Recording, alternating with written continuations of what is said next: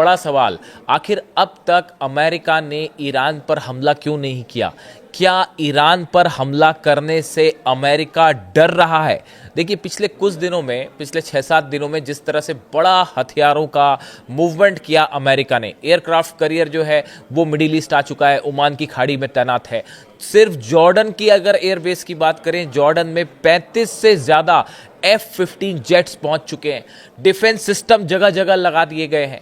लेकिन इसके बावजूद देखिए, कई सारी सबमरीन्स जो हैं अमेरिका की, वो मिडिल ईस्ट में हैं, ईरान के आसपास हैं।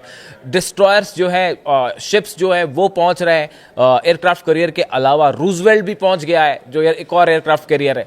इन तमाम तैयारियों के बावजूद अब तक आखिर अमेरिका ने ईरान पर हमला क्यों नहीं किया? क्या इसके पीछे कोई डर है अमेरिका को? इसको हम समझने की कोशिश करेंगे। आज मेरे बड़े सारे दर्शक ये बार बार ये सवाल पूछ रहे हैं कि मयंक जी, ये बताइए, आखिर अमेरिका ने अब तक हमला क्यों नहीं किया? क्या डर सता रहा है अमेरिका को? 7 बड़ी वजह है, 7 बड़ी वजह। पहली बड़ी वजह हम मान के चलते हैं। देखिए, आनंद फानंद ने, अमेरिका ने अपना अब्राहम लिंकन जो एयरक्राफ्ट कैरियर है वो बुला लिया। साउथ चाइना सी में था, चीन के पास था, वहाँ से ट्रैवल करता हुआ वो ओमान की खाड़ी में आ गया, अब ईरान के पास है। लेकिन आ तो गया है, लेकिन अब अमेरिका को ये डर भी सता रहा है, जो एक्सपर्ट्स बता रहे हैं, कि अगर ईरान की तरफ से या ईरान के सहयोगियों की तरफ से बड़ा मिसाइल अटैक होता है अब्राहम लिंकन पर, अगर मान लीजिए एक साथ खूब सारी बैलिस्टिक मिसाइल्स फायर कर दी गई अब्राहम लिंकन को टारगेट करते हुए, जैसे कि धमकी ऑलरेडी ईरान की तरफ से आ चुकी है। ईरान के सेना के अधिकारियों ने ये वार्निंग दे दी है साफ साफ अमेरिका को कि देखिए, आपका एयरक्राफ्ट कैरियर जो है हमारी मिसाइलों के निशाने पर है, और अगर जरा भी हम पर हमले की कोशिश हुई तो सबसे पहला निशाना आपका एयरक्राफ्ट कैरियर होगा, अब्राहम लिंकन होगा। इसको लेकर बताया जाता है कि 100 से ज्यादा, मैं पिछले वीडियो में भी बता चुका हूं आपको, 100 से ज्यादा मिसाइल्स सिर्फ अब्राहम लिंकन को टारगेट करके तैनात कर दी गई। देखिए, ऐसे में अमेरिका का यह डर स्वाभाविक है कि अगर ईरान पर हमला करते हैं और अगर ईरान ने एक साथ कई मिसाइल्स फायर कर दी अब्राहम लिंकन में के ऊपर, तो अब्राहम लिंकन जो एयरक्राफ्ट कैरियर है उसकी सुरक्षा को बड़ा खतरा पहुंच जाएगा, बड़ा खतरा हो जाएगा उसको। और ऐसी स्थिति में अगर एक भी मिसाइल अब्राहम लिंकन पर गिर गई तो ये एक बड़ा सेटबैक होगा अमेरिका के लिए। इसीलिए इस ओमान की खाड़ी में अपने एयरक्राफ्ट कैरियर की सुरक्षा एक बड़ा चैलेंज है अमेरिका के लिए। बात नंबर 1। बात नंबर 2, अब ये मान के चल रहा है अमेरिका, जैसा कि डिफेंस एक्सपर्ट्स बताते हैं, अब ये अमेरिका मान के चल रहा है कि रशिया ने अपना S-400 एयर डिफेंस सिस्टम जो है वो ईरान को दे दिया है।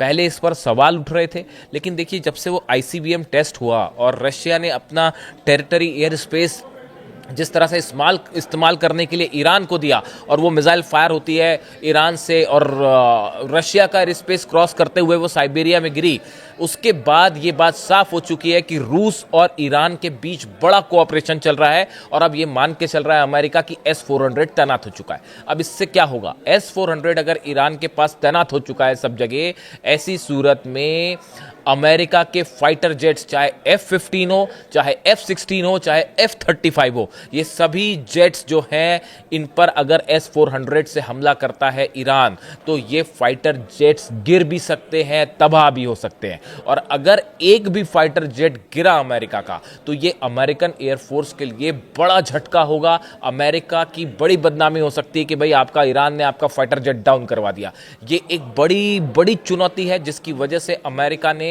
आनंद फानंद में कोई अटैक नहीं किया है। अपनी सेना तो बुला ली, अपने हथियार तो बुला लिए, लेकिन अभी तक यही रणनीति बन रही है कि भाई हमला कैसे किया जाए। बात नंबर 2।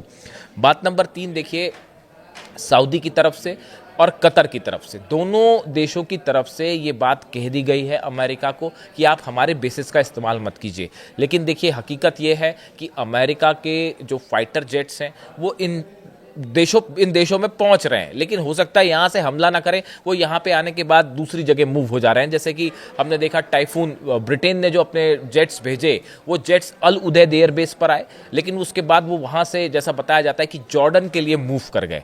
यानी ये दोनों देश जो हैं, कई अरब देश ऐसे हैं जो ये नहीं चाहते कि भाई ईरान की मिसाइल हम पर गिर जाए। ये एक बड़ी वजह है। तो ऐसी सूरत में वो ये दिखाना चाहते हैं कि भाई हम अमेरिका की हमने जो है वो हमले में मदद नहीं की और हमने अपना एयर स्पेस या अपने बेस का इस्तेमाल नहीं करने दिया। ऐसी सूरत में बिना सऊदी के, बिना कतर के, कुछ ऐसे जो देश है इनकी मदद के लंबा लड़ाई करना अमेरिका के लिए बहुत बड़ी चुनौती है। देखिए पिछली बार इजराइल पर जो हमले हुए, ईरान की मिसाइल्स जो गिर रही थी, उसकी मिसाइल्स को रोकने में बड़ी मात्रा में जो काउंटर मिसाइल्स फायर की गई, डिफेंस सिस्टम से मिसाइल्स फायर की गई, वो उसमें जॉर्डन का रोल रहा, उसमें सऊदी का रोल रहा, उसमें कतर का रोल रहा। इन देशों से डिफेंस सिस्टम लगा के जो मिसाइल्स ईरान फायर करता है उसको रोकने का काम करने में ये सऊदी देश जो है, ये अरबियन देश जो है, ये बड़े मददगार साबित होते हैं। अगर इनका इस्तेमाल ना हो तो अमेरिका के लिए वॉर को लंबा चलाना मुश्किल होगा। ये तीसरी बड़ी वजह है जो एक्सपर्ट्स मान रहे हैं जिसकी वजह से अभी तक अमेरिका ने हमला नहीं किया ईरान पे। हम चौथी बड़ी वजह मानते हैं, ये जो बताता हूं मैं आपको, ये आप सब जान ही रहे हैं कि इजराइल का डिफेंस सिस्टम जो है, उसके जो डिफेंस सिस्टम है वो पिछले 12 दिन की जंग के बाद अपने सबसे वीक स्तर पे, सबसे कमज़ोर स्तर पर है। चाहे आप आयरन डोम की बात कर लीजिए, चाहे आप एरो की बात कर लीजिए, चाहे थार्ड की बात कर लीजिए। देखिए थार्ड की तो नई मिसाइल्स अभी आप पहुंचनी शुरू हो गई हैं, अभी भी आ ही रही हैं, तैनात ही हो रही हैं। लेकिन इजराइल का डिफेंस सिस्टम पिछले कुछ सालों के मुकाबले सबसे ज़्यादा कमज़ोर स्तर पर है। इसीलिए हमले को लेकर इजराइल में भी जो इजराइल की सेना है, इजराइल की एयरफोर्स है, वो उतना ज़्यादा उत्सुक नहीं है और थोड़ा सा डिफेंसिव होकर चल रही है कि भाई कहीं हम पे अगर बड़ा मिसाइल, और जो होना तय है वो होना तय है, अगर आपने ईरान पर एक भी हमला किया उसका नतीजा होगा एक साथ जो है, हो सकता है इस बार तो 600-700 मिसाइल्स एक साथ फायर हो जाए इजराइल पर। क्या इजराइल का डिफेंस सिस्टम इसको रोक पाएगा? ये अपने आप में एक बड़ा सवाल है। ये चौथी वजह जिसके कारण अभी तक अमेरिका ने हमला नहीं किया। पांचवी बड़ी वजह देखिए, ईरान ने आईसीबीएम टेस्ट के जो दावे किए हैं ये अपने आप में एक बहुत बड़ा डेवलपमेंट है। अगर ईरान के पास ऐसी मिसाइल है जैसा कि दावे हो रहे हैं और जो टेस्ट किया उसने, और करीब 7000 किलोमीटर उस आईसीबीएम ने ईरान की जो है वो ट्रैवल करते हुए सटीक निशाने पे गिरी, वो साइबेरिया में, मतलब वो एयर स्पेस रूस का क्रॉस करते हुए निशाने पे गिरी है। ऐसी सूरत में अगर ईरान के पास 7000 किलोमीटर की रेंज की मिसाइल्स है तो आप ये बात समझिए, ये यूरोप के लिए और कई देशों के लिए बड़ी चुनौती। और कहा तो ये भी जा रहा है कि 10,000 किलोमीटर से ज़्यादा है, यानी अमेरिका भी रेंज में है।